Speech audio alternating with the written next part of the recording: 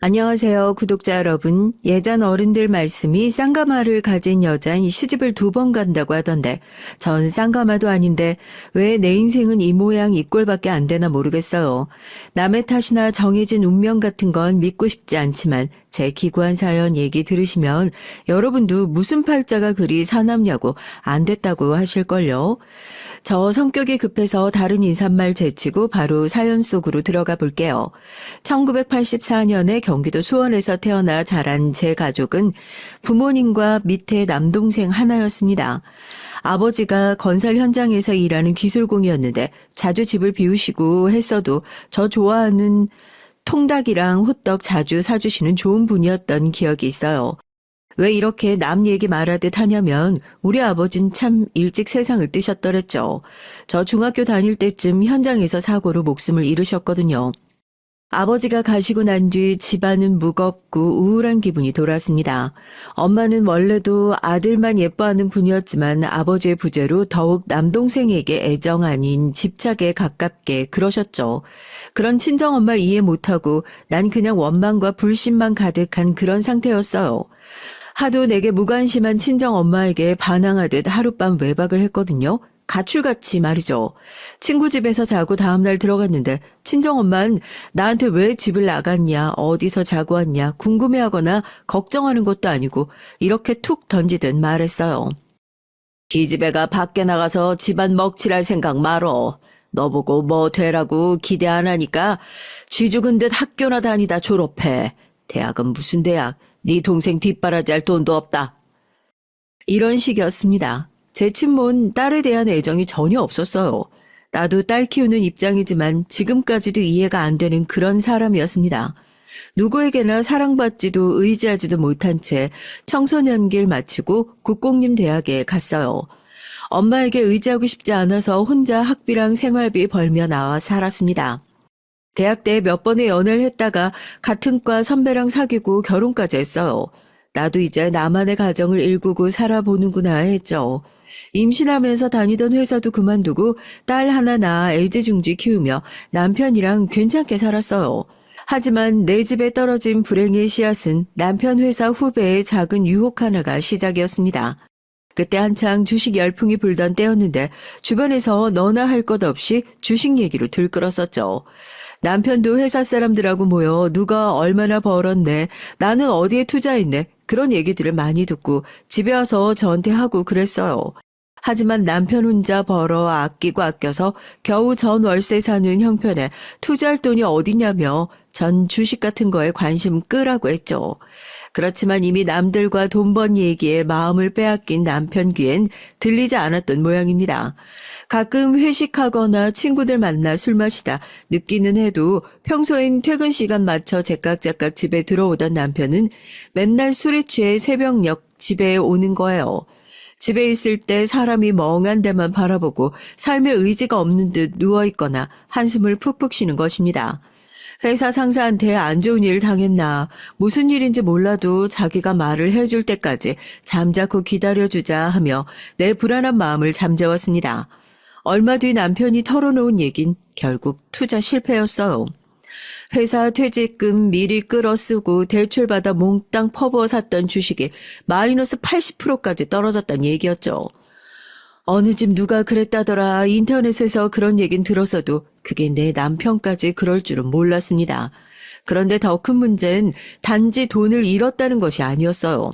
남편이 시르에 빠져서 술에 의지하다가 급기야 회사 차량으로 사고까지 나고 만 겁니다.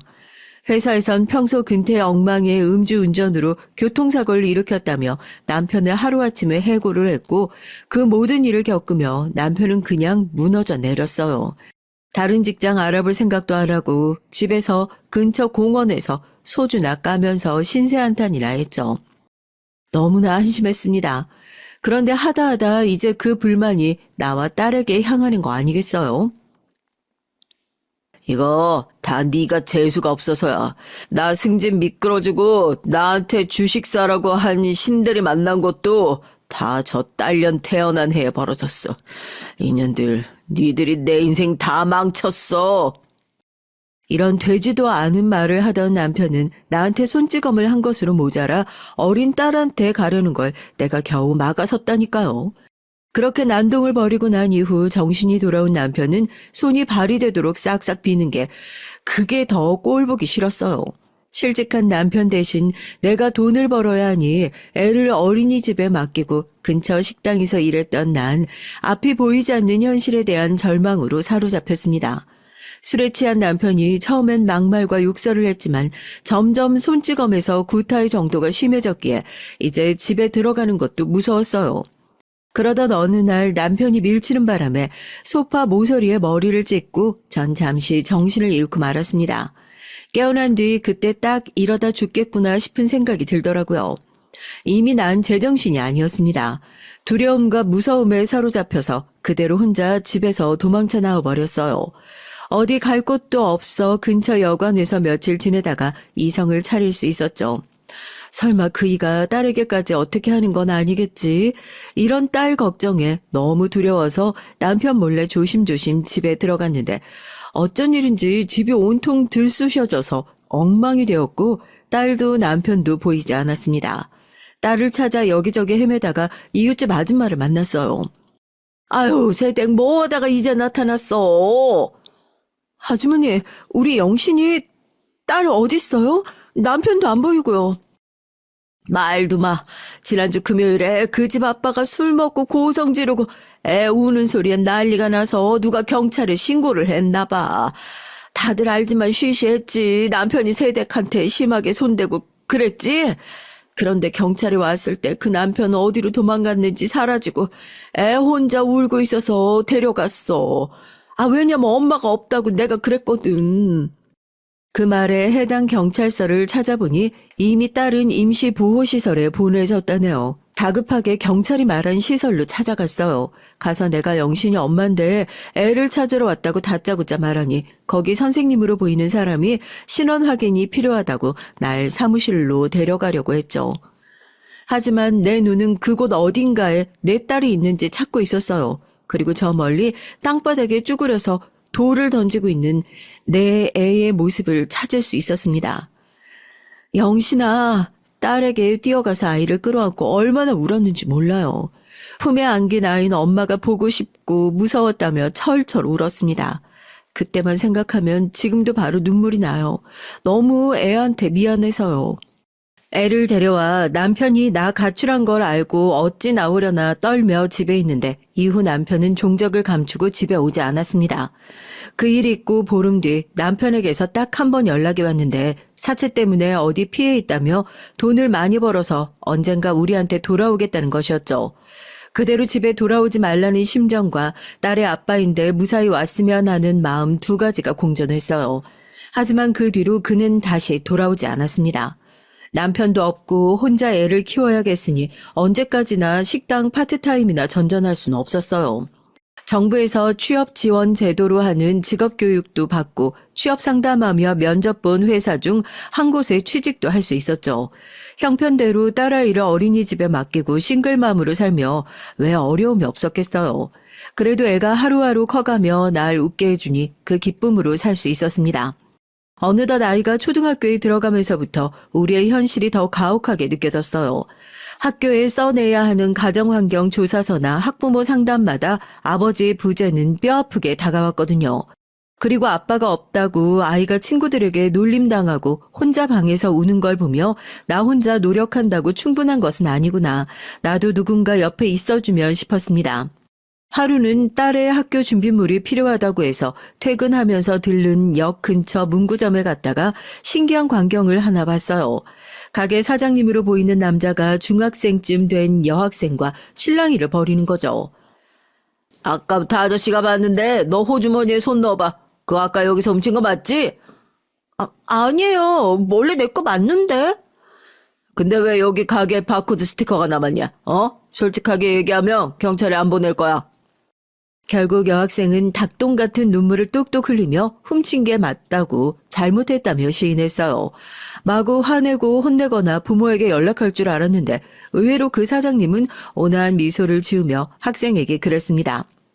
솔직하게 털어놓으니까 아저씨가 용서해 주는데 그 버릇은 고쳐야겠다. 너희 부모에게 연락 안 할 테니까 앞으로 일주일간 하교하고 여기 와서 1시간 청소하다가 가. 그럴 수 있지? 그 자상하고 신사적인 모습에 문구점 사장님에게 호감을 느꼈어요. 이후 몇 번 드나들면서 그 사장님은 나에게 이런저런 말을 붙이며 자기를 손 사장이라고 부르라며 친근하게 대해줬습니다. 어쩌다 보니 나는 딸 하나를 키우는 싱글맘이라고 밝혔는데 그도 이혼한 상처가 있다며 자기 아들은 전부인이 데려가 키우는데 우리 딸에게 가져다 주라며 인형과 선물, 학용품 등을 챙겨줬어요. 그 따스한 마음씨에 감동하고 이 사람이라면 우리 가족이 행복해질 수도 있겠다. 나와 딸이 충분히 의지하고 지낼 수 있을 거라고 믿기 시작했죠.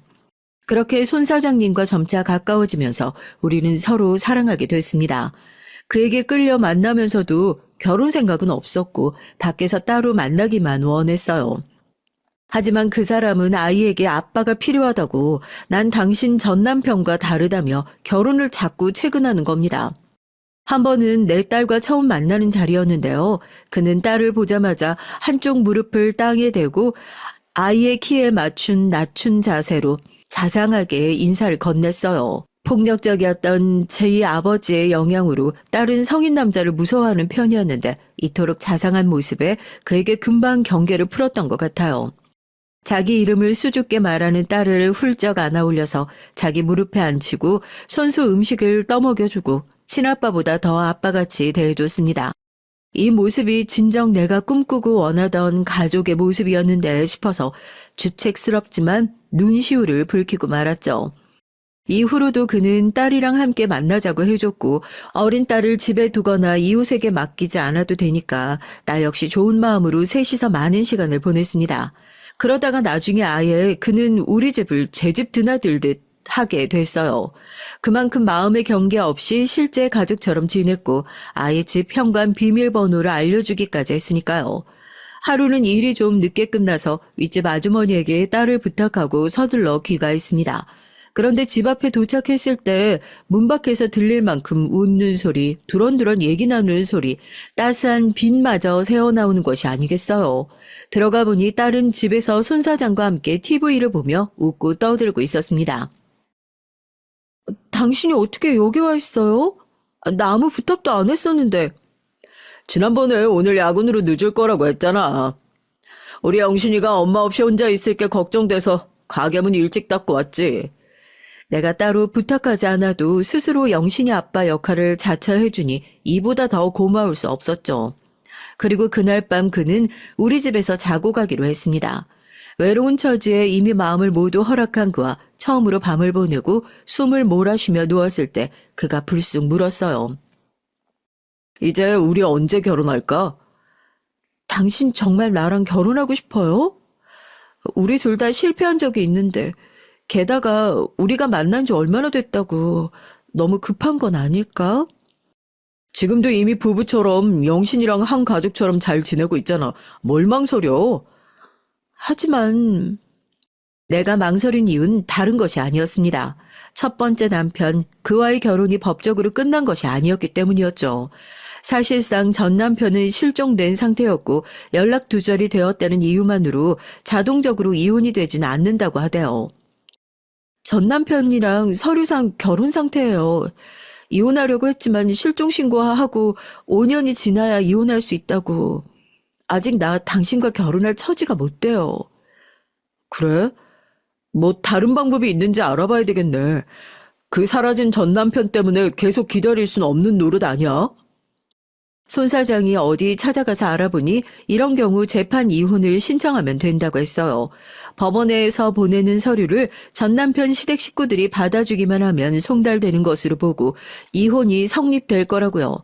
하지만 그 시부모가 순순히 받아줄 리가 없었죠. 전 남편이 투자 실패로 어려움을 겪을 때 집에 생활비가 없을 때 도와달라고 해도 모른 척한 양반들입니다. 손녀 잘 있냐는 연락 한 번 없다가 재판 이혼 서류 보내니까 전화해서 한단 소리가 시아버지가 다치셨는데 돈이 있으면 보내달라는 내용이었어요. 법적으로 우리가 네 시부모고 넌 내 아들이랑 결혼한 몸인데 어딜 놈팽이를 집에 불러들여서 살다시피 한다면서 이혼 같은 소리 한다 너. 내가 간통죄로 감옥에 넣을 수도 있어. 조심해. 이 일을 들은 손 사장님 표정이 아주 무섭게 돌변하더라고요. 서류상 전 남편이 멀쩡하게 있으니까 이런 일 당하지. 그러니까 내가 어서 정리하자고 했잖아. 어떻게든 손 써볼 테니까 그치들에게 오는 전화 받아주지도 마. 계속해서 시부모에게 재판 이혼 서류를 보냈는데 송달받고도 3번 재판에 출석하지 않아서 피고 패소로 이혼 확정될 수 있었습니다.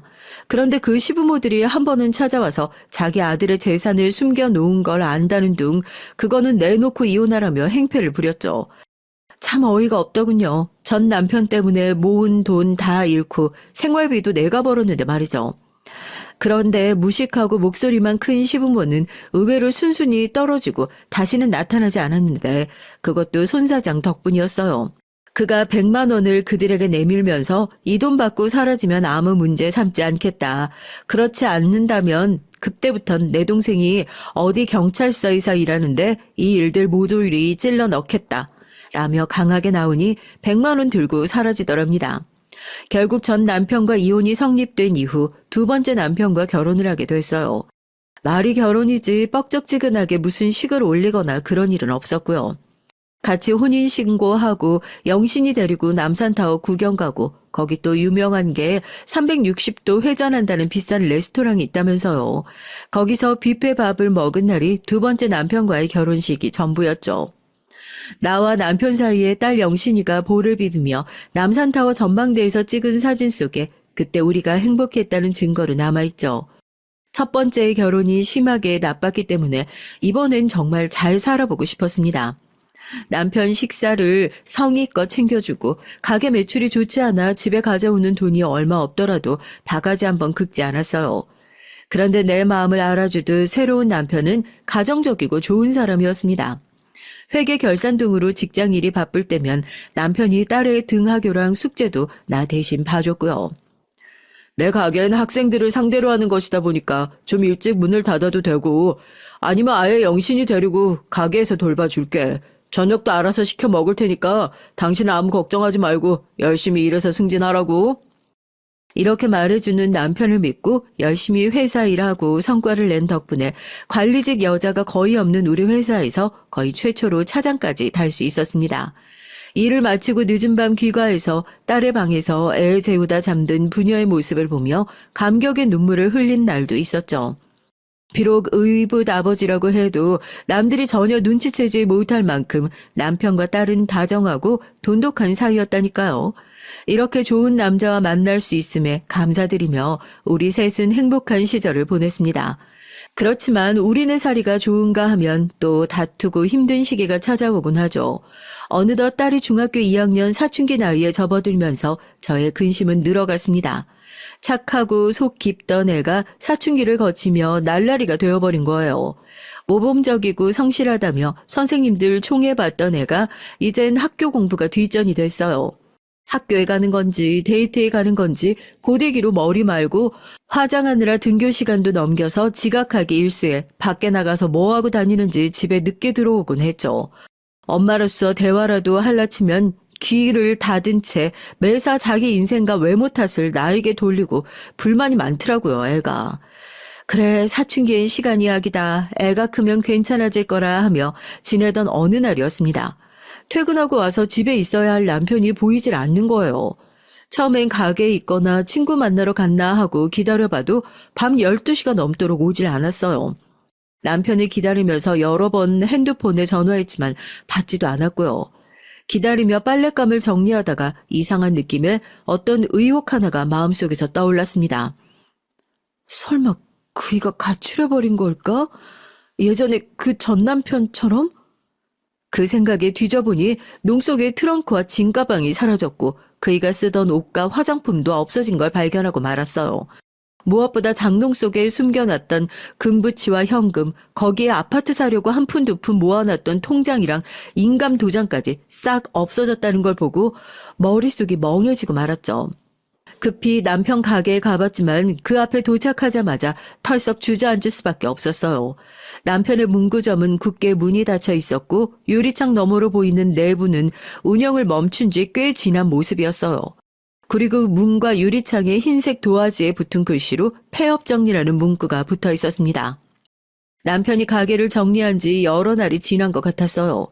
도대체 무슨 이유로 남편은 상의도 없이 가게 닫고 가출까지 해버린 것인지 정말 답답하고 미칠 노릇이었죠. 머릿속이 복잡한 채로 실종신고를 해야 하나 어쩌나 고민을 하고 있는데 다른 심각한 상황을 깨닫고 말았습니다. 내 딸 역시 집에 들어오지 않은 지 이틀이 지났다는 것이었어요. 엄마라는 사람이 어떻게 딸이 집에 오지 않는데 사라진 남편만 찾고 있었냐고요? 이렇게 말하면 부끄럽지만요. 딸은 이미 소소한 가출은 밥 먹듯 하던 애였어요.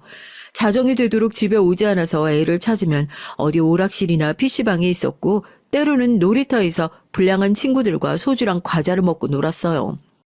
이렇게 밤에 돌아다닌 걸 남편이 잡아온 적이 여러 차례였죠. 그리고 지 말론 친구 집에서 자고 왔다는데 외박하고 집에 들어온 적도 이미 많았답니다. 설마 딸이랑 무슨 범죄에 연루된 건 아닌가, 어디 사고로 다친 건 아닐까 걱정하고 경찰에 실종신고를 냈어요. 초조하게 가족을 기다리며 불현듯 전 남편이 실종됐을 때 기억이 떠올랐습니다. 하지만 지금은 상황이 달라요. 별 탈 없이 잘 살던 남편이 도대체 왜 하루아침에 사라져버린 건지 도무지 모르겠었습니다. 하루아침에 가족을 잃고 암흑 속에 있던 며칠 뒤 생각지 못한 것을 받고 여러 가지 띵한 충격을 받았어요. 그건 바로 남편이 보낸 이혼 합의서였으니까요. 일단 남편이 멀쩡히 잘 살아있다는 건 다행이지만 왜 일방적으로 이혼을 요구한 것인지 알 길이 없었습니다. 그저 성격 차이라는 이유 예금 5천만 원과 가계 보증금은 자기가 갖고 집 전세금은 제가 갖도록 하는 재산 분할 내용까지 자세하게 써서 보냈더군요. 자신을 걱정하던 마누라랑 이혼하겠다고 철저히 서류를 준비해서 보낸 그 인간에게 화가 치밀어 올랐어요. 이제 남편에 대한 제 감정은 걱정과 염려에서 분노로 뒤바뀌고 말았습니다. 그런데요, 그보다 더 심한 악몽이 날 덮쳐오고 있던 것이었어요. 한 통에 전화가 걸려와서 받아보니 남편 가게가 있는 관할 지구의 경찰이었습니다. 손명호 씨와 연락이 두절됐다는데 그게 언제쯤부터입니까? 한 4일쯤 됐어요. 경찰관님 혹시 남편에게 무슨 일 있나요? 교통사고예요? 그게 아니고요. 사건 접수가 됐어요. 용의자 손명호 씨의 행방을 찾으려고 아내분한테 묻는 겁니다. 남편이 애들한테 나쁜 짓 하고 다닌 거 알고 있었어요? 네? 용의자라니 무슨 나쁜 짓이요? 경찰이 설명한 남편의 모습은 다정하고 가정적인 가면 뒤에 숨은 악마 같은 비겁한 남자였습니다. 여러분도 너무 충격받지 마시고 들어주세요. 이미 그 동네 학교 애들 사이의 남편은 호구 아저씨로 불린다고 합니다. 예쁜 여학생이 남편한테 애교 부리고 얘기도 잘하면 공짜로 애들 좋아하는 연예인 포토카드 같은 걸 준다고요. 그런 소문이 돌았어도 크게 문제 없었던 것이 동네 어른들은 마음 좋은 문구점 사장님인가 보네 정도로 생각했었는데 그 뒤로 엄청난 짓을 벌였다는 거죠. 작게는 여학생 손이나 볼을 쓰다듬으며 다정하게 대화하는 수준에서 더 심한 스킨십까지 했다고요. 심지어 어떤 학생이 가게 물건을 훔치다 걸렸을 경우 경찰에 신고하지 않을 테니 자기 몸을 만져달라는 등 미숙한 학생들을 대상으로 변태적인 성욕을 풀고 있었던 겁니다. 결국 두 번째 남편은 두 얼굴에 삐뚤어진 성격을 지닌 성범죄자에 불과했던 거예요. 남편이 사라지기 일주일 전쯤 온라인 채팅으로 만난 여고생에게 용돈을 주며 모텔에 데려가려 했었다네요. 나중에 그 여학생이 부모에게 이 사실을 털어놓고 남편을 경찰에 신고하면서 그동안 숨겨진 행각이 드러나게 된 겁니다. 정말이지 믿을 수 없는 얘기 아니겠어요? 손 씨가 펜시 문구점을 했던 것도 어쩌면 여학생들이 자주 찾으니까 그래서 애들에게 접근하기 쉬웠겠네요. 조사해보니까 가게에 온 학생 중 가정 형편이 어려운 애들에게 먼저 손을 뻗치고 물건이나 용돈을 준다는 명목으로 꼬시면서 삼촌이라 생각해라, 남자친구는 있느냐, 이렇게 친근한 아저씨처럼 접근했다고 그래요. 그러면서 귀걸이, 반지 등 작은 액세서리를 선물로 주고 했으니 애들에겐 그저 고마운 어른이겠지만 그걸 이용해서 애들한테 그런 짓까지. 집에서 그걸 몰랐습니까, 정말? 경찰서에서 이 같은 소리를 듣고 있자니 처음엔 이게 현실인가 꿈인가 분간이 안 가요. 선뜻 그 말을 믿기지도 않고요. 아니 사실이 그렇잖아요. 몇 년 동안 함께 살며 선량하고 자상하게 그지없는 남편이었습니다. 자기 핏줄이 아닌 딸에게도 진심으로 잘해준 그런 남자가 딸버린 애들한테 그러고 다니다니요. 하지만 아무리 현실을 외면하고 남편을 믿어보려고 해도 모든 증거가 정확했고 그가 성범죄자라는 사실은 부인할 수 없었어요.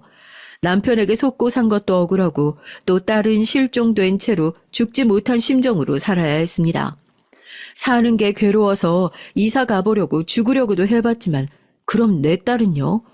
언젠가 그 애가 돌아오면 안아줄 수 있도록 내가 그 자리에서 기다려야 하잖아요. 그렇게 5년이라는 긴 시간이 흘렀습니다. 어느 날 불쑥 집에 들어온 딸을 보고 까무러칠 듯 기쁘고 말도 안 나와서 버럭 애를 안았어요. 애가 어찌나 말랐던지 등뼈가 만져질 정도로 피골이 상접해 있었습니다. 영신아, 그동안 어디서 어떻게 살았던 거야? 제발 말 좀 해줘. 아무리 물어도 딸은 고개만 저을 뿐 답을 들을 수 없었어요.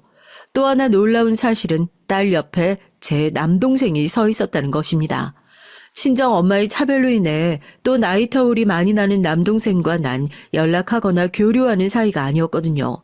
오죽하면 결혼하고 사는 동안에도 친정 엄마를 뵈러 가거나 남동생을 만나는 일은 거의 없었으니까요. 그런데 가출했던 딸이 하필 잘 모르는 삼촌네에서 지냈다니 그 이유가 너무 의아했던 거죠. 입을 다문 딸을 대신해 동생에게서 지난 얘기를 들을 수 있었습니다. 5년 전 교복을 입고 갑자기 앞에 나타난 딸을 보고 동생은 무척 놀랐고 딸은 이랬다네요. 삼촌, 지금은 나한테 아무것도 묻지 마. 그냥 나 다른 갈 곳도 없고 보이고는 죽어도 다시 가기 싫으니까 나 여기 있게만 해줘. 3년만 있으면 성인 되니까 그때까지만 엄마한테 절대로 연락하지 말고 잠만 재워줘. 남동생은 친정 엄마의 사랑과 전폭적인 지지를 받고 컸지만 막상 어디 지방대학 졸업하고 편의점 같은 아르바이트를 하면서 살던 애였어요. 키도 크고 얼굴도 괜찮아서 여자들은 꽤 따랐던 모양인데 딸이 왔을 때도 자기 좋다는 여자 집에서 얹혀 살았나 봐요. 그때 사귀는 누나 집에서 동거하던 차에 조카가 신세지러 왔으니 난처했겠다 싶었는데 동생의 말은 의외였습니다. 내 도움이 필요하다고 찾아온 영신이를 도저히 뿌리칠 수 없었어. 내가 걔한테 미안한 빚이 하나 있었거든. 옛날에 그 쓰레기 같은 첫 번째 매형이랑 살 때 누나가 가출한 적 있었지? 어? 그때 며칠 나가 있던 걸 네가 어떻게 알아? 나 군대 병장 시절 휴가 나왔을 때 동거녀가 그러더라고. 얼마 전에 어린애한테 도와달라고 전화가 왔었는데 그게 영신이었다는 거야. 무슨 일 생겼나 해서 누나한테 전화했는데 연락은 안 받지. 걱정돼서 누나 집에 가봤지. 그런데 집은 아무도 없고 엉망이고 누나나 조카도 없으니까 밑에 경비 아저씨한테 물어봤지. 그 집 애는 경찰이 어디 고아원에 맡긴 것 같다고. 부모는 어디로 갔는지 행방불명 됐다고 말이야. 그때 네가 왔었다고? 그래, 내가 잠깐 가출해 있었을 때 그때구나. 영신이가 어떻게 알고 너한테 전화를 했을까? 아, 전화번호부 있으니까 그걸 뒤져서 너한테 연락했구나. 세상에. 뭐 우리가 남처럼 살지만 하나뿐인 조카가 얼마나 급하면 삼촌을 찾았겠어. 그 어린 것 하나 지켜주지 못했다는 죄책감이 너무 컸어, 그때. 누나도 그렇지. 애를 낳았으면 책임지고 잘 키워야지. 왜 혼자 도망을 쳐. 그런 남자한테 맞고 살면서 엄마랑 나한테 한마디 말도 안 하고 왜 그러고 살았냐고 병신 같게. 동생은 과거 일에 대한 죄책감으로 딸이 찾아왔을 때 누나에게 바로 연락할 수 없었다고. 그리고 차마 동거녀 집에 있을 수밖에 없어서 월세집을 얻어 거기 방 하나 조카에게 내주고 그저 곁에 같이 살았다고 했습니다. 삼촌 마음에 고등학교 졸업하라고 건의는 몇 번 했지만 나는 뭐 엄마 등살에 밀려서 학비에 등록금 처발라가며 대학 나왔어도 편돌이 신세잖아. 어찌 보면 그래 영신이 네가 똑똑한 거다 하고 애 의견 존중해줬지. 그렇게 보다 보니까 애가 자기네 집에서 뭔 일이 있었나 보다 싶어서 어린애가 말 수도 없고 혼자 방에서 우는 날도 많고 그러면서도 절대 아르바이트는 빠지지 않고 나가는 모습에 참 안쓰럽더라고.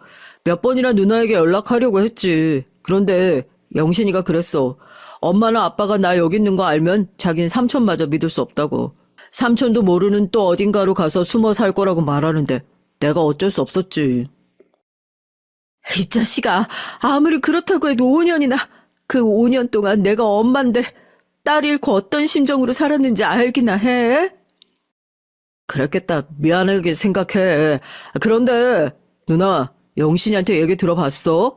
걔가 누나랑 살면서 얼마나 힘들었는지 알기나 하냐고. 하지만 집에 돌아온 딸은 여전히 저에게 마음이 다친 채 어떠한 얘기도 하지 않았어요. 다시 품으로 온 내 새끼 너무 고맙긴 한데 무슨 일로 저렇게 방황하는지 그 이유를 모르니까 심장은 까맣게 타들어가는 것 같았어요. 그래도 딸이 나쁜 길로 접어들지 않고 안전하게 지 삼촌이랑 살았으니 다행이다. 애가 언젠가 모두 말해줄 그 날을 기다리자 했죠. 그리고 어느 날 딸은 눈물로 범벅이 된 얼굴로 외출해서 돌아온 나에게 달려와 벌벌 떠는 게 아니겠어요? 엄마, 나 무서워 죽겠어. 언제까지 숨어야 하는 거지? 나 어떻게 살아요?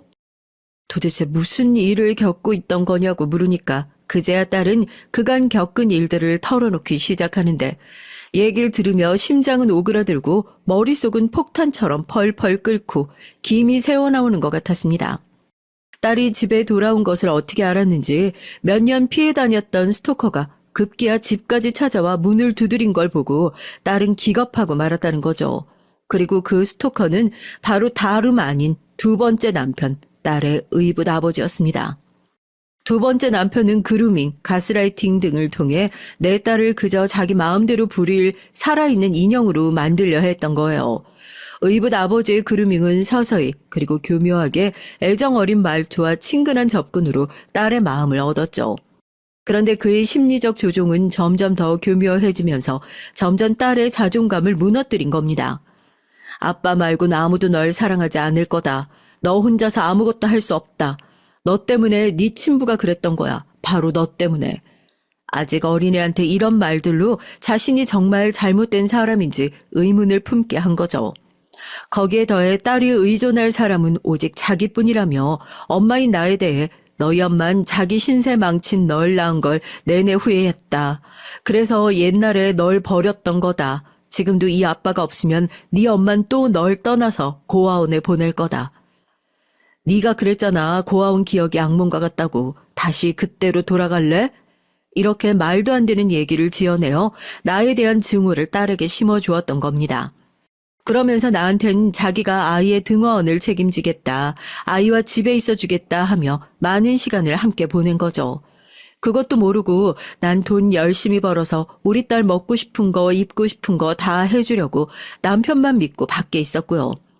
내가 마침 직장에서 승진하고 월급도 오르니까 아예 내가 회사 일에 전념하고 딸과 자기 일은 관심을 끄도록 나까지 교묘히 조종했다는 걸 뒤늦게 알아차려 버렸어요.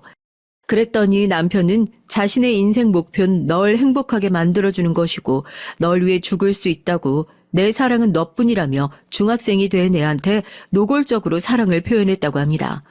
전까지 내가 그저 의붓 아빠가 자기를 많이 위해준다고만 느꼈는데 애도 점점 크면서 그 관심과 사랑이 잘못됐다는 걸 조금씩 느끼기 시작한 거예요.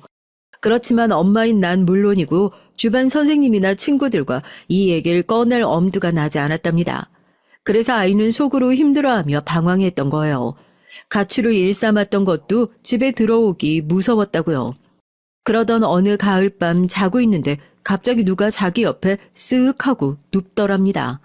깜짝 놀라 깨어보니 아빠가 자기 싱글 침대에 몸을 구겨서 옆에 누워서 빤히 쳐다보고 있더라는 거예요. 아빠가 왜 내 방에 왔어? 아니, 가을이 되니까 그런가 아빠 마음이 쓸쓸하고 그래. 잠이 영 안 와서 우리 딸이랑 같이 자려고. 영진이 너 지금 컸다고 아빠 멀리하지? 옛날에 너 아빠가 재워주고 같이 잠들고 그거 다 기억나지? 우리 그때처럼 자자. 하지만 사춘기의 소녀가 의붓 아빠에게도 당연히 거리감이 생길 수밖에 없는 때잖아요. 아빠가 너무 자기에게 필요 이상으로 잘해주고 그러는 게 부담스러워 밤에 방문을 걸어 잠그고 곁도 내어주지 않자 점차 본색을 드러내기 시작했다고 합니다. 영신이 너 감히 네가 날 피해? 나 아니었으면 너희 모년 진작 친아빠한테 맞아 죽었을걸? 고마운 줄 알아 이 집 배웅망덕한 년. 이러면서 딸애가 남자친구가 생겨서 자길 피하느냐, 뭐 하다 밤늦게 들어오냐, 남자랑 어울렸다간 머리 빡빡 밀고 몽둥이로 패주겠다. 이렇게 겁박까지 하더라는 겁니다. 그가 무섭게 구는 한편 또 다음 날엔 용돈이랑 딸이 좋아하는 연예인의 굿즈를 안겨주며 미안했다고 다 너를 아끼고 사랑해서라고 잘해줬대요. 이러다 무슨 일이 나겠다는 걱정과 친구들까지 집에서 나오라고 권유를 했을 무렵 갑자기 남편이 딸에게 우리 둘이서만 도망치자고 그랬다는 겁니다. 겁에 질린 딸은 겨우 뿌리치고 그대로 달아났다는 거예요. 의붓 아빠가 무서워서 집에 올 수 없었다고요. 정말이지 너무 기가 막히지 않습니까? 그런데요, 또 놀라운 일을 딸이 얘기해 줬습니다. 근데 엄마, 아저씨 얼굴이 바뀐 것 같아. 택배 기사라고 말하면서 문을 열어달라는데 인터폰 화면으로 보니까 모르는 얼굴이더라고. 그래서 열려고 문고리를 잡았다가 순간 이상한 기분이 들었어. 왜 사람이 얼굴은 바꿀 수 있어도 목소리는 못 바꾸잖아. 그 목소리를 어떻게 잊어. 대충 들어도 등골이 쭈뼛 설 만큼 징그러운데. 맞아, 그 사람 의붓 아버지 맞는 것 같다고. 어쩌면 성형한 게 아닐까? 딸의 얘기를 듣다 보니 어쩐지 모든 것이 아기가 맞아 떨어지는 기분이 들었어요. 이따금 누군가 집 근처에서 날 지켜보고 있다는 느낌이 든 게 오래됐었거든요. 그렇게 쳐다보던 남잔 키나 체형은 남편과 비슷했지만 얼굴이 달라서 다른 집 방문객인가 수상했지만 넘겼어요. 또 우리 집 우편함이 가끔 누가 뒤지고 간 듯 헤집어져 있었고요. 현관문 비밀번호는 바꿨지만 1층 공동현관은 이미 비밀번호를 아니까 우편함에 접근할 수 있었겠죠. 그래서 얼굴을 바꿨으니 경찰도 찾아도 발견할 수 없었던 게 아닐까요? 딸은 남편이 문 앞에 왔을 당시 봤던 인터폰 화면을 찍어서 나에게 보여줬고 바로 경찰관에게 이 사진을 보내면서 우리가 겪은 일들과 성형 의혹을 알렸습니다. 다음날 경찰이 찾아와서 집 밖 현관 벨과 문고리, 우편함까지 모든 곳에서 지문을 떼어가 검사한 결과 우리의 추측이 맞았음을 알았죠. 이런 생각에 이르자 실종된 줄 알았던 남편이 실제로는 주변에서 맴돌고 내 딸을 추적하고 있었다는 사실에 소름이 돋았어요. 경찰은 남편의 바뀐 얼굴과 인상착의를 가지고 추적에 박차를 가했습니다. 이대로 남편이 잡혀서 법의 심판을 받는다면 내 딸과 나는 물론 남편 가게에서 피해를 입은 여학생들을 위한 최선일지 몰라요. 그렇지만 뜬 눈으로 밤새며 많은 생각을 거듭한 끝에 난 하나의 결론을 내렸습니다. 그가 잡혀서 그저 감옥에 갇히는 것만으로는 절대 만족할 수 없어. 딸 키우는 엄마들은 제 생각 이해하실지 몰라요. 그것도 남도 아니고 내 남편이면서 의붓 딸에게 그 오랜 시간 동안 어떻게 그래요? 어린 애들을 여자로 보고 밝히는 변태 새끼들은 절대 죽기 전까지 그 버릇 못 고칩니다. 최고로 고통스러운 방법으로 그놈한테 벌 줄 거예요. 그러지 않으면 내가 날 용서 못하고 죄책감에 죽고 싶으니까요. 얼마 전부터 남편은 쫓던 형사들이 우리 집 주변에서 잠복하고 있다는 걸 난 알고 있었어요. 그래서 그 형사님께 찾아가 부탁 아닌 부탁을 드렸습니다. 아시겠지만 피는 안 섞였어도 분명 내 딸의 아버지라는 놈이 날 눈속임하고 오랜 세월 내 딸까지 짓밟아왔어요. 그리고 그 수많은 피해 여학생들은 어떡하고요? 제가 알아보니까 이런 경우 잡혀서 재판받아도 형량 얼마 안 나온다고 하대요. 많아야 5년이라나요? 저 절대 그렇게는 못 둡니다. 형사님이 그 남자 찾았다 해도 바로 끌고 못 가실 거예요. 내가 할 일이 있어요. 아니, 그게 무슨 말씀이십니까? 어머님이 뭘 어쩌겠다는 거예요? 내가 마음속에 결심했던 일들을 간략히 형사님에게 얘기를 하니 형사님은 한숨을 크게 쉬고 잠깐 머뭇대더니 말했어요. 차가운 결의가 깃든 눈빛을 보니까 어차피 제가 안 된다고 해도 안 들으실 거잖아요. 어머님 막을 수 없잖아요. 그렇죠? 나도 5살 난 딸이 하나 있습니다. 아비된 입장으로 어머님 심정 충분히 이해하죠. 하지만 절대 끝까지 가시면 안 됩니다. 형사님과 얘기를 마무리 짓고 난 뒤 철면피해 악마 같은 놈에게 당한 억울한 피해자들을 찾아 나섰어요. 피해 학생들의 부모 한 분 한 분 찾아가서 내 은밀한 계획에 대해 솔직하게 얘기했죠. 그리고 절대 선택은 강요하지 않는다고, 이건 불법이고 이로 인해 벌을 받을 수 있는 일이니까 잘 생각해 보시고 동참할지 알려달라고 했어요. 그렇지만 내 자식이 더러운 짓 당한 걸 알고 어느 부모가 눈 안 뒤집힙니까? 많은 시간이 흘러 그 여자애들은 이미 성인이 됐지만 과거 일로 아직도 고통받고 있다고 했어요. 정신과나 심리상담센터를 다니며 적극적으로 치료를 하고 있지만 그 깊은 상처는 절대 동여매지지 않는다고요. 그 꽃다운 나이에 사람을 만나기를 두려워하며 아직도 방에 틀어박혀 사는 애도 있다고. 그 어머님이 눈물을 짓는데 마치 내 가슴이 찢어지는 듯 했습니다. 이렇듯 내 계획을 들으신 분들 대부분은 나에게 협조하겠다고 복수를 함께 도모하기로 약속을 했어요. 그 새끼를 우리 손으로 직접 죗값 치르게 해주자는 뜻으로 모인 사람들은 10명도 넘었으니까요. 이미 집 주변에 사설 CCTV를 달고 딸이 외출할 때 몰래 따라다니며 남편의 접근을 예의주시하고 있었습니다.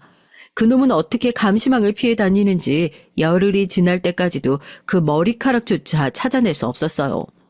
그렇지만 언젠가 그 덜미는 꼭 잡히는 법. 어느 날 잠복했던 형사분이 남편을 발견한 장소를 제게 알려줬죠. 곧바로 운동신경이 남다른 동생과 힘센 피해자 아버님 2명은 남편을 찾아내어 바로 덮쳤습니다. 머리에 검은 보자기를 씌우고 몸을 움직일 수 없게 몸을 단단히 고정해서 내가 알아두었던 장소로 그 남자를 납치해 온 거예요. 옛날에 번성했지만 지금은 누구도 찾지 않는 버려진 공장 뒤편, 구석진 공간으로 끌려온 남편은 누구도 찾을 수 없는 그런 곳에 갇힌 셈입니다. 벗겨진 벽, 먼지 쌓인 창문 너머로 작은 랜턴 하나로 희미하게 비치는 공간에서 그는 2 손과 발이 결박된 채 바닥에 쓰러져 있었어요. 나는 차가운 눈으로 누워있는 남편의 모습을 증오로 바라봤습니다. 그를 납치했을 때 남동생이 그의 핸드폰과 태블릿 PC에서 발견한 것들을 보니 얼마나 집요하게 딸을 추적해 왔는지 알 수 있었어요. 마치 사냥꾼이 놓친 사냥감을 쫓듯 그의 집요함은 단순한 추적을 넘어 병적인 수준이었습니다. 그뿐 아니라 그가 아주 오랫동안 여자애들의 몰카를 찍어서 남몰래 보관하고 있던 사진까지 발견됐어요. 한없이 보호자가 필요한 그 어린 양들을 도대체 이 미친놈은 어떤 시선으로 보고 있었던 건지 너무 역해서 신물이 날 지경이었죠. 이윽고 정신이 들던 남편은 주변을 바라보고 자신이 억압되어 있다는 현실을 깨닫고 갓 잡은 물고기처럼 파닥거렸습니다. 어떤 새끼야? 누가 날 잡아온 거지 당장 나타나지 못해? 낯선 남편의 얼굴에 대고 최대한 차분하게 첫마디를 던졌어요. 전혀 못 알아보겠네, 당신. 이렇게까지 한 건 내 딸을 쫓기 위함이야? 아니면 나에게서 절대로 도망치기 위해서야? 누군지 모르겠는데 난 그런 사람 아닙니다. 끝까지 날 멍청이로 알고 속이려고 두는구나. 당신 성형한 거 알아. 나도 경찰도 모두 알고 있어. 24시간 뒤에 여기서 당신을 체포해 갈 걸 아마? 하지만 앞으로 당신이 어떻게 나오든지에 따라서 잘하면 내가 풀어줄 수도 있지. 그러기 위해서 이 공간에서 그 누구보다 솔직하게 말해야 할 거야. 그래, 알겠어. 바로 경찰에 넘기지 않은 걸 보니까 당신은 날 여전히 사랑하고 있군. 그래, 맞지? 사랑? 하나만 물을게. 처음 나에게 마음이 있었던 거야? 아니면 애초에 딸을 노리고 나와 결혼하려고 그렇게 애를 썼던 거야? 날 진짜 사랑하기는 했었니? 당연히 널 사랑했지. 그렇고 말고. 내가 갑자기 곁을 떠난 건 어쩔 수 없었어. 내 돈 받고 몸 팔던 창녀가 날 성폭행범으로 신고하겠다지 뭐야. 당신과 딸에게 쌓아온 이미지와 노력이 있는데 하루아침에 물거품이 될 순 없잖아. 그게 두려워서 잠적해버린 거지. 떠나 있으면서도 난 항상 그리워했다고, 여보. 나도 참 어이가 없네. 이 순간에 그게 궁금하다니. 아, 정말이라도? 내 손 좀 풀고, 우리 천천히 대화 좀 해보자. 어? 당신 착한 여자잖아. 이런 짓 할 사람이 아니라고. 그렇다고 해서 앞으로 당신에게 벌어질 일이 바뀔 것 같아? 미영이, 연희, 채영, 준. 그 외에 당신이 순진한 애들에게 못할 짓 한 결과를 곧 맞닥뜨리게 될 테니까. 그 애들의 부모가 곧 여기 올 거거든? 그게 무슨 소리야? 걔네 부모가 왜? 설마 나한테 복수라도 하겠다는 거야? 그때부터 남편은 봉인이 해제된 악령처럼 쌍욕과 발길질 등을 해대며 자신의 본 모습을 드러내기 시작했어요. 자기를 당장 풀어주지 않으면 네 딸년과 널 범한 즉시 그 자리에서 죽여버리겠다며 눈을 부라렸습니다. 처음엔 그런 그의 모습이 두려우면서도 분노가 치밀어 올랐어요. 사랑? 지랄 연명하고 있네. 너같이 남자 잘못 만난 어린 딸년 키우는 년은 조금만 잘해주면 껌뻑 넘어오는 것 좀 알고 있지. 애초부터 늙은 네 몸뚱인 관심도 없었어. 네 어린 딸 잘 익으면 그때 내가 갖고 놀려고 공을 그렇게 들였는데. 그런데 뭘 제대로 해보기도 전에 눈치 빠른 년이 도망치는 바람에 다 들통나버렸어. 처음부터 너처럼 재수없는 년들 만나서 걷어주는 게 아닌데. 다 죽여버리겠어! 이런 막말까지 서슴지 않았습니다. 저딴 인간에게 마음 주고 살 섞어가며 부부로 살았던 세월이 허망하기까지 했죠. 남동생에게 전화를 걸었어요. 다 끝났다. 이제 시작하자. 곧이어 들어온 동생은 청테이프로 남편의 입을 막고 바닥에 커다란 비닐을 깐 뒤 그 비닐 위로 남편의 몸을 발로 굴렸습니다. 무슨 일을 당할까봐 동공이 커져서 발버둥 치는 그 모습을 보면서도 한올의 동정심도 잃지 않았어요. 곧이어 도착한 피해 학생들의 부모들은 남편에게 각종 비난의 말을 쏟아부었습니다.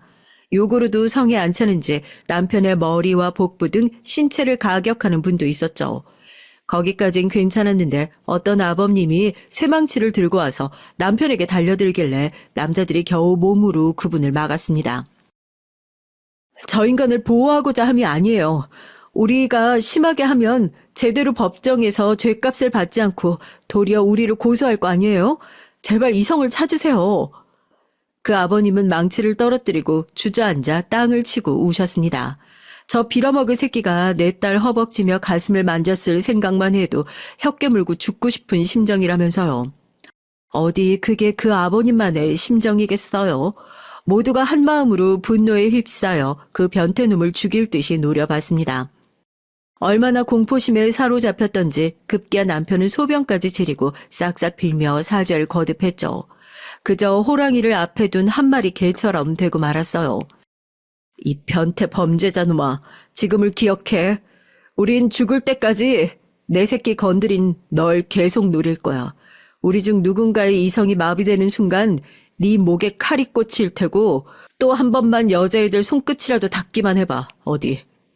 오랫동안 숨겨온 분노와 두려움 그리고 복수심이 혈관을 타고 흐르는 걸 느낄 수 있었습니다. 이윽고 형사님의 문자를 받고 나서 나는 모인 사람들과 함께 비닐과 여러 흔적을 치우고 남편은 손발이 묶인 채 그곳에 두고 떠났어요. 왜냐하면 곧 경찰들이 남편을 잡으러 올 것이기 때문이죠. 우리는 뒤 건물에 숨어서 그가 경찰에 잡혀가는 꼴을 끝까지 지켜봤습니다. 그는 곧바로 체포되어 아직도 재판을 하고 있어요. 이제 나와 딸은 안심하고 살 수 있게 됐습니다. 원래 살던 곳이 아닌 새로운 동네로 이사가서 지내고 있어요. 딸과 새로운 인생을 시작해보려 하지만 물론 쉽진 않았고 지금도 노력 중이죠. 하지만 그 힘든 시간을 겪은 딸도 살고자 하는데 나도 얼른 기운을 차려야죠. 앙상해진 딸에게 잘 먹이는 한편 깊은 트라우마와 상처를 치유하기 위해 여러 곳을 찾다가 딸을 의지할 만한 심리 상담사를 만나서 일주일에 한두 번씩 꼬박꼬박 다니고 있습니다. 그리고 힘든 여정을 함께 해준 남동생은 아무 말도 없이 우리 동네에 와서 살고 있어요. 친정사 함께 살 땐 항상 남 같던 아이가 어느덧 늠름한 어른이 되어 자기 누나와 조카를 보호하겠다고 이사까지 왔으니 그 마음이 어찌 고맙지 않겠나요? 전보다 우린 더 서로 챙기며 진짜 남매 같은 사이가 되어가고 있습니다. 더디지만 조금씩 고통에서 벗어나기 시작했던 딸은 얼마 전 다른 피해자들을 돕는 일에 관심이 있다고 고백하더군요. 자신의 고통을 통해 얻은 경험을 다른 이들을 위해 쓰고 싶다고 말이에요.